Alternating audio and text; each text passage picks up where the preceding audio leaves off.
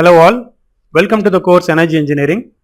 இந்த வீடியோவில் நம்ம பார்க்க போகிறது டீசல் பவர் பிளான்ட். நார்மலாக வீட்டிலலாம் இல்லை ஏதாவது ஒரு ஹாஸ்பிட்டல்ஸ், தியேட்டர்ஸ், அப்புறம் ஏதாவது ஜவுளி கடைகளுக்கெலாம் போனீங்க அப்படின்னா அங்கே ஒரு ஜென்ரேட்டர் வச்சுருப்பாங்க. கரண்ட் போயிடுச்சு அப்படின்னா யூஸ் பண்ணுறதுக்கு. அதே தான் என்ன கொஞ்சம் பெரிய சைஸில் இருக்கும், அதுதான் பவர் பிளான்ட்னு சொல்கிறாங்க. சின்னதாக இருந்துச்சுன்னா ஜென்ரேட்டர்னு சொல்லி முடிச்சிருவோம். கொஞ்சம் பெரிய சைஸ் போக போக அதோட கெப்பாசிட்டி கூட அது பவர் பிளான்ட்டாக கன்சிடர் பண்ணுறாங்க. ஸோ டீசல் பவர் பிளான்ட் இதோட மெயின் ஃபியூல் வந்து டீசல். எப்படி தெர்மல் பவர் பிளான்ட் கோல் யூஸ் பண்ணுறோம், அதே போல் diesel power plant oda main fuel on the diesel, and a generating station in which diesel engine is used as a prime mover for generating electricity is known as diesel power station. inga vandu entire prime mover on the diesel engine. Previous categories la நம்ம வந்து hydraulic turbines பார்த்தோம், gas turbines பார்த்தோம், steam turbines பார்த்தோம்.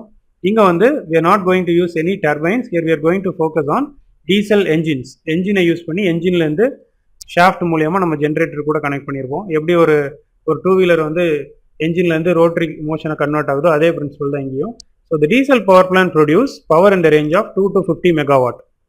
They are used as standby setup for continuity of supplies such as hospitals, telephone exchanges, radio stations, cinema theaters and industries. இந்த இடங்கள் எல்லாத்துலேயுமே நீங்கள் பார்த்துருக்கலாம் அதெல்லாம். And they are suitable for mobile power generation and widely used in railways and ships. யூசஸ்ன்னு பார்த்தா நிறைய இருக்குது. இங்கே நான் கொஞ்சம் தான் போட்டிருக்கிறேன்.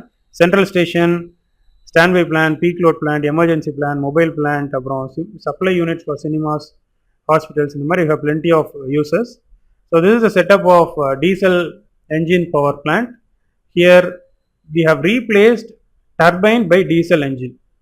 டீசல் டர்பைனுக்கு பதிலாக டீசல் என்ஜின் வச்சுருக்கிறோம். மற்றபடி more or less we have similar components. Turbine இல்லை அப்படின்னாலே கூலிங் டவர் அந்த மாதிரி விஷயங்கள் எல்லாமே வந்து பெருசாக இருக்காது. And let us come to the layout. இனிஷியலாக டீசல் என்ஜின் அப்படிங்கிறதால இட் வில் ஹாவ் ஃபியூயல். என்ன ஃபியூல் யூஸ் பண்ணுவாங்க அப்படின்னா டீசல் யூஸ் பண்ணுறாங்க. அந்த டீசலை வந்து we have to store in fuel storage tank. So fuel வந்து டீசல் அது ஒரு பெரிய டேங்க்கில் ஸ்டோர் பண்ணி வச்சுருப்பாங்க. அண்ட் தென் அங்கே ஸ்டோர் பண்ணது திருப்பி ஒரு ஃபில்டர் மூலியமாக ஃபில்டர் பண்ணி பம்ப் மூலியமாக தில் allow to flow in a day tank. இந்த டேங்க்குக்கு வந்துடும். இது வந்து ஒரு செகண்டரி டேங்க். இதுலேருந்து நமக்கு வந்து ஃபியூல் சப்ளை ஆகிட்டு இருக்கும். அண்ட் இந்த டேங்க்லேருந்து டீசல் வந்து என்ன ஆகும் அப்படின்னா என்ஜின்குள்ளே ஃப்ளோ ஆயிரும் through a filter and a pump. என்ஜின்குள்ளே போயிடுது. And along with that we have air filter மூலியமாக ஏரும் வந்து உள்ளே ஃப்ளோ ஆகுது.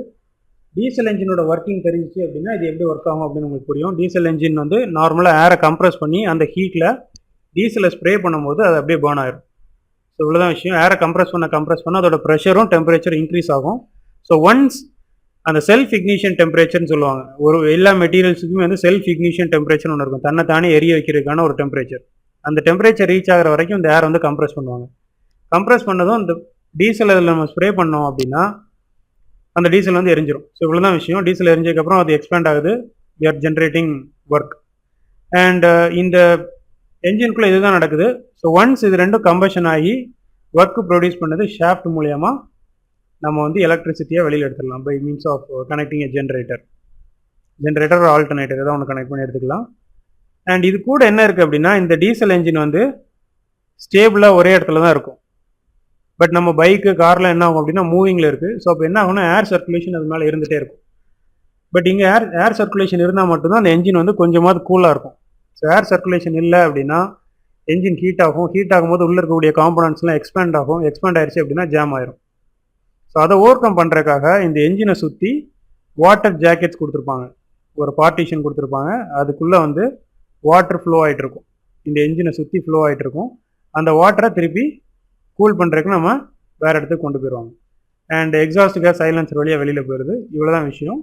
அண்ட் இதை தாண்டி இந்த என்ஜினுக்கு லூப்ரிகேட் பண்ணுறதுக்காக லூப்ரிகேஷன் ஆயில் டேங்க் ஒன்று இருக்கும். அதை வந்து ஆயில் பம்ப் மூலியமாக லூப்ரிகேஷன் வந்து உள்ளே போயிடும். லூப்ரிகேஷன் எதுக்கு அப்படின்னா இந்த என்ஜின்குள்ளே எல்லாமே வந்து எல்லாம் மூவிங் காம்பனன்ட்ஸாக இருக்கும். சிலிண்டர், பிஸ்டன் சிலிண்டராக இருக்கட்டும், இல்லை வேல்ஸாக இருக்கட்டும், every thing is moving component. So அதனால் ஃப்ரிக்ஷன் கிரியேட் ஆகும். ஸோ அந்த ஃப்ரிக்ஷன் கிரியேட் ஆச்சு அப்படின்னா ஆப்வியஸ்லி வேர் அண்ட் டியர் ஆகும். இதெல்லாம் அவாய்ட் பண்ணுங்கிறதுக்காக lubrication. And along with that lubrication வந்து ஒரு கூலண்டாகவும் ஆக்ட் ஆகிக்கும். ரெண்டு விஷயத்துக்காக லூப்ரிகேஷன் யூஸ் பண்ணுவாங்க. ஒன்று வந்து ஃப்ரிக்ஷன் இல்லாமல் இருக்கணும் அப்படிங்கிறதுக்காக, இன்னொன்று கூல் பண்ணுறதுக்காக. இந்த ரெண்டு விஷயத்துக்காக யூஸ் பண்ணுவாங்க. அண்ட் லூப்ரிகேஷன் ஆயில் வந்து ஆயில் கூலர் மூலியமாக அப்படியே என்ஜின்குள்ளே போயிடுது. தென் இங்கேருந்து அந்த கூலிங் வாட்டர் இருக்குல்ல, அந்த கூலிங் ஜாக்கெட் வாட்டர் வந்து பம்ப் மூலியமாக ஹீட் எக்ஸ்சேஞ்சருக்குள்ளே வருது. ஹீட் எக்ஸ்சேஞ்சருக்குள்ளே வந்து ரா வாட்டர் பம்ப் ஒன்று வச்சுருப்பாங்க. அந்த ரா வாட்டர் பம்பும் கொஞ்சம் அந்த இதுலேருந்து கொஞ்சம் வாட்டர் எடுத்துகிட்டு ரெண்டும் மிக்ஸ் ஆகி திருப்பி உள்ளே வந்துடும். So this is how the cooling water will work. So என்ஜினை சுற்றி கூலிங் வாட்டர் போய் அது வெளியில் ஹாட் வாட்டராக வர்றது, திருப்பி வெளியில் கீழே வந்து ஒரு கூலிங் டவர் வச்சுருக்காங்க. இது எதுக்கு அப்படின்னா, இந்த ஹாட் வாட்டரை கூல் பண்ணுறதுக்கு நம்ம கூலிங் வாட்டர் சப்ளை கொடுப்போம். அந்த கூலிங் டவர் எப்படி ஒர்க் ஆகுதுன்னு நான் ஏற்கனவே சொல்லிட்டேன். பட் இருந்தாலும் இந்த கூலிங் டவர்லேயே வந்து ஒரு கூலிங் வாட்டர் சப்ளை இருந்துகிட்டு இருக்கும். ஸோ அது என்ன பண்ணோம் அப்படின்னா, இதுக்குள்ளே மட்டும்தான் சப்ளை ஆகிட்டே இருக்கும். இந்த கூலிங் டவருக்குள்ளேயே கூலிங் டவருக்கும் இந்த ஹீட் எக்ஸ்சேஞ்சருக்கும் மட்டுமே அப்படி ரொட்டேட் ஆகிட்டே இருக்கும். ஸோ அது என்ன பண்ணோம்னா, இந்த ஹாட் வாட்டர் இங்கேருந்து வரக்கூடிய ஹாட் வாட்டரை கூல் பண்ணுறதுக்கு யூஸ் பண்ணிப்பாங்க. ஸோ அகைன் இந்த கோல்டு வாட்டர் என்ன பண்ணோம்னா திருப்பி என்ஜின்குள்ளே போயிடும். ஒருவேளை இது ஹாட் வாட்டராகவே இருந்துச்சுன்னா திருப்பி ஹீட் எடுக்காது. ஸோ அதுக்காக ஹாட் வாட்டரை கூலிங் டவர் மூலியமாக கூல் பண்ணி சப்ளை பண்ணிட்டு இருக்கிறாங்க. And this is all about the content. இது போக எக்ஸ்ட்ராவாக என்ன வச்சுருப்பாங்க அப்படின்னா, மேபி ஏர் கம்ப்ரஸர் வச்சுருப்பாங்க, air compressor to compress air. So இதெல்லாம் வச்சு will generate electricity by means of diesel engine power plant. And users ஏற்கனவே பார்த்துட்டோம். காம்போனன்ட்ஸ்ன்னு பார்த்தா engine is the main component. Second, engine air intake system. Air intake சிஸ்டம்ங்கிறது ஒரு air pump அந்த மாதிரி ஏதோ வச்சு ஏரை வந்து எடுப்பாங்க. Then fuel system including fuel tank, fuel pump, fuel filter இதெல்லாம் சேர்ந்து வந்துடும். எக்ஸாஸ்ட் சிஸ்டமில் சைலன்சர் இருக்கும், அப்புறம் எலக்ட்ரோஸ்டாட்டிக் ப்ரிசிபிடேட்டர்ஸ் இருக்கும், ஃபில்டர்ஸ் எல்லாமே இருக்கும். தென் கூலிங் சிஸ்டமில் கேஸை கூல் பண்ணுறதுக்கு இல்லை லூப்ரிகேஷனை கூல் பண்ணுறதுக்கு, வாட்டரை கூல் பண்ணுறதுக்கான சிஸ்டம்ஸ் இருக்கும். It will have cooling towers. The lubrication system, it includes lubrication tank, lubrication pump, coolant oil இதெல்லாம் சேர்ந்து lubrication system. And starting systemல starter motor இருக்கும். And this is how the engine will work. இதில் பார்த்தாலே உங்களுக்கே தெரியும், நமக்கு வந்து இனிஷியலாக ஏரும் கேஸும் உள்ளே வரும்.